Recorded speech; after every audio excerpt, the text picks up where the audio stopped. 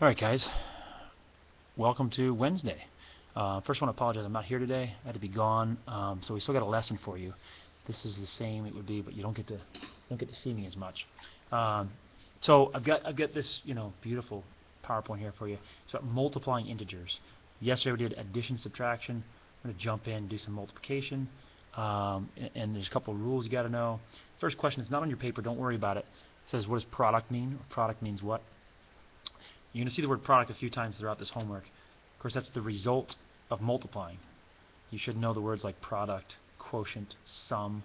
Those are all the results of different types of work. So you're going to be finding the product of various problems. In other words, find a result after doing some multiplication today. The title is up here. Make sure you get a date on your paper. When we say integers, we mean positives and negatives. We include fractions. We include decimals. So there'll be a few fractions, decimals on your homework. Maybe a few on here as well. We've got these card problems on your paper to start with. 4 problems. Here's 1, here's 2, here's a third one, here's the fourth one. And I want you to try to write a multiplication problem that defines each one of these. And what I mean by that is, I think it says on your paper, black cards are positives, reds are negatives. That comes from businesses. When businesses say they're in the red, it means they're losing money. A lot of times businesses, retail, around Christmas time, they start making money.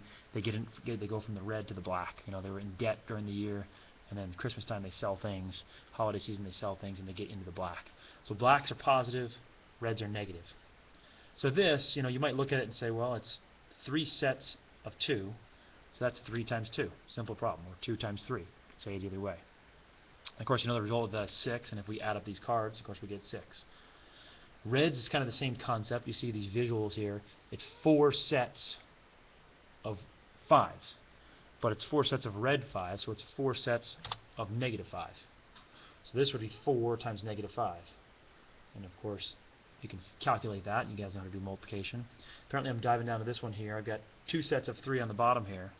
The difference is these are red cards, so they're sets of negatives. So you have negative 3 times 2. And you get negative 6. So all we want to just refresh in your brain is the rules for negative numbers when you're multiplying. Of course, I'm looking at the paper. It's not even showing up on the screen. Sorry about that. So you get 2 sets of negative 3. Of course, if you multiply those, you get negative 6. If you were to combine the values on these, if we think of these as adding, we still get negative 6. And negative 3 plus negative 3 is a bigger negative. It's a negative 6. So there's our rule for multiplying negatives. When you multiply negative times a positive, you get a negative. Talked about the one up here, the set up here. The total of this would be negative 20. And of course it comes from 4 sets. Wow, that's totally wrong. How embarrassing. It should be 4 sets of negative 5. That's what happens when you copy and paste too much, people. Should I delete that? No, I'll just leave it alone. Pretend that says negative 5 and that says 4. I'm going to let it go. And pretend I didn't make that mistake. I'll change that in a little bit. So this really should be negative 5 times 4 gets you negative 20. Just refreshing those rules. When you multiply a negative times a number, it just changes the sign of the answer. Positive times a positive is obviously a positive. The last one is, how do you change from a negative number to a positive number? Doing multiplication. So not by addition or subtraction. How do you change from a negative to a positive? In other words, how do you change the sign on something? And most of you remember you multiply. Again, it's off the screen. You multiply by negative 1. So if I were to take a negative and multiply it by another negative, I get a new rule here. I get a positive. It's kind of like the double negative we talked about yesterday. When you have 2 negative signs, you change into a positive. It's kind of similar to that. This is a negative times a negative gets me positive 4. So these are your 2 situations. A pair of negatives and 1 negative times a positive. Those are the 2 things we're trying to refresh into your brain. Pretty simple. On your paper, I think it says the catchy rule of the day. Well, the catchy rule of the day is a negative times a negative. Negative 6 times negative 2 would be positive 12. Is that a negative times a negative is always a positive. This is one of the rules that you stick it in your brain and you use it a lot. It comes up repeatedly in Algebra 1. Again, you guys all know it. So that's one situation. The other situation is a positive times a negative. And of course, we'd get a negative answer for that one. So hopefully this is easy refresher. There's space for 11 problems on your paper. Here they are. And it does say it on your paper to write them down and then solve them, or simplify them, or find each product. Another way to say that. Simplify just means do whatever it says here. And as all of you guys know, if there's parentheses with no symbol between them, there's an implied operation. of multiplication. So you just do 3 times 7, then you think about the signs.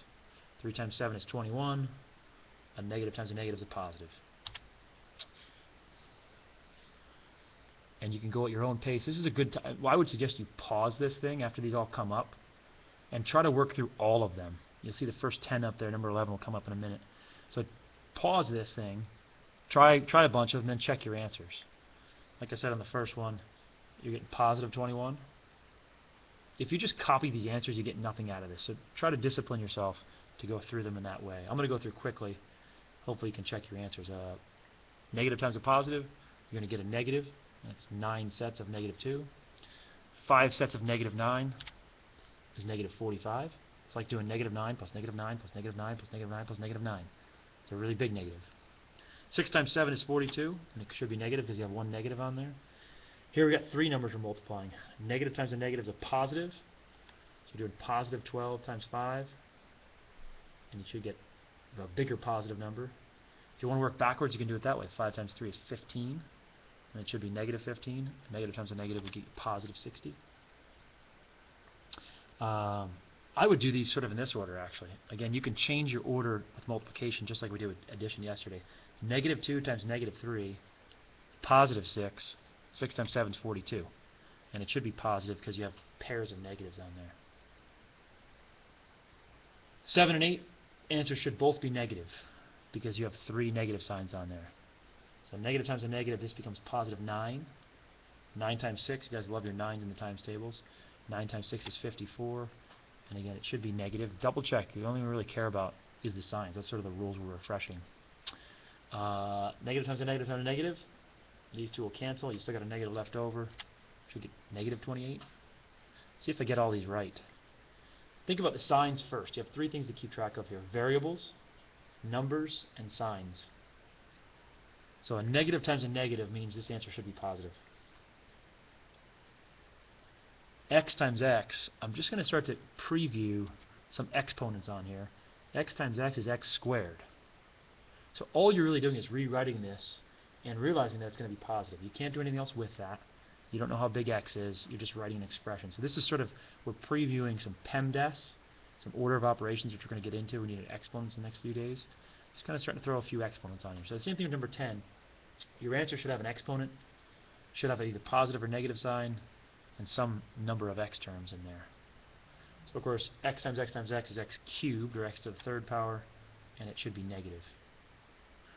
The last one, you're going to love it, is negative 10 squared.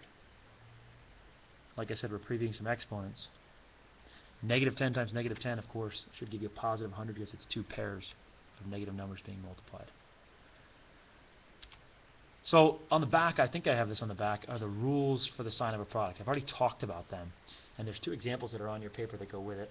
Got Splinter here to help us remember this rule. This just talks about whether a product, the result of multiplying is either positive or negative. And of course, you guys know if it's negative, it's going to have a certain number of negative factors. Think about that. If you can get that first blank, the other ones are easy. I'm going to pause this thing and start a new video here because I usually lose the video if I go more than 8 minutes.